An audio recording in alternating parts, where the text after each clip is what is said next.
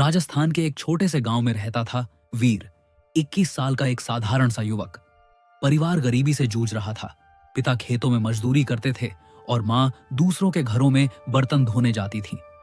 गांव वाले कहते, इस घर का कोई आगे नहीं बढ़ सकता, किस्मत ही खराब है। लेकिन वीर के भीतर एक आग थी, एक जिद। जिद यह नहीं कि उसे अमीर बनना है, बल्कि यह कि वह अपनी पहचान खुद बनाएगा। पहला संघर्ष हिम्मत से बड़ा। कोई हथियार नहीं, वीर का सपना था इंजीनियर बनने का।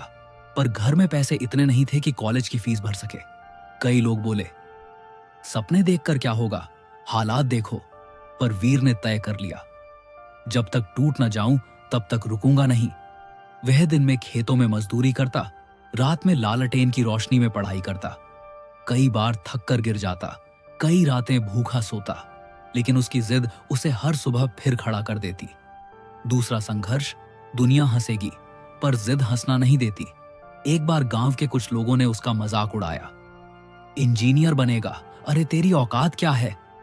इन शब्दों ने वीर को तोड़ा नहीं, बल्कि और मजबूत कर दिया। वह बोला, औकात इंसान की सोच तय करती है, जेब नहीं। उसने गांव की लाइब्रेरी में पुरानी किताबों के ढेर लगाए और हर दिन 12-14 घंटे पढ़ाई में लगा दिया। तीसरा संघर्ष, असफलता से लड़ने की जिद। पहली बार एंट्रेंस एग्जाम दिया और फेल। दूसरी बार दिया, फिर फेल। घर में लोग कहने लगे, छोड़ दे, किस्मत तेरे साथ नहीं है। लेकिन वीर की जिद ने जवाब दिया, किस्मत नहीं बनेगी तो मैं खुद बनाऊंगा। इतिहास बदलने का क्षण, तीसरे प्रयास की सुबह। वह परीक्षा केंद्र के बाहर खड़ा था।